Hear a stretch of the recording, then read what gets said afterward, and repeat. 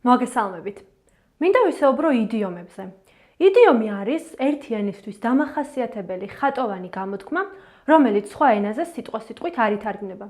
ინგლისურ ენაში გვაქვს უამრავი იდიომა. მაგალითად, a couch potato, ტახტის კარტოფილი.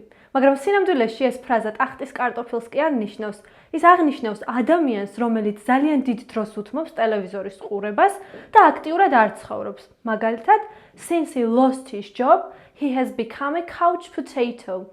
მას შემდეგ, რაც სამსახური დაკარგა, ის ძალიან დიდ დროს უთმობს ტელევიზორის ყურებას.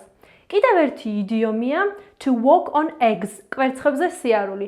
მაგრამ თუ ვამბობთ, რომ ვინმე დადის კვერცხებზე, სინამდვილეში კვერცხებზე კი არ დადის. არამედ ეს ადამიანი ძალიან ფრთხილობს, რამე არ შეეშალოს ან ვინმე არ შეაწუხოს. მაგალითად, since her dog died, we all walk on eggs around her. მას შემდეგ, რაც ძაღლი მოუკვდა, ძალიან ვფრთხილობთ, რომ არ შევაწუხოთ. კიდევ ერთი იდიომია a big cheese, დიდი ყველი.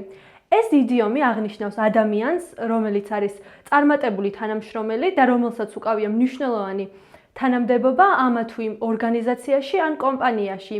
მაგალითად, he graduated business school and became a big cheese. მან დაამთავრა ბიზნეს სკოლა და გახდა მნიშვნელოვანი თანამშრომელი. და მინდა ეს გაკვეთილი დავასრულო იდიომით piece of cake, რაც არის ნამცხვრის ნაჭერი, მაგრამ სინამდვილეში ნიშნავს ძალიან ადვილს. სულ ეს იყო რისი თქმაც მინდოდა. I hope my lesson was a piece of cake.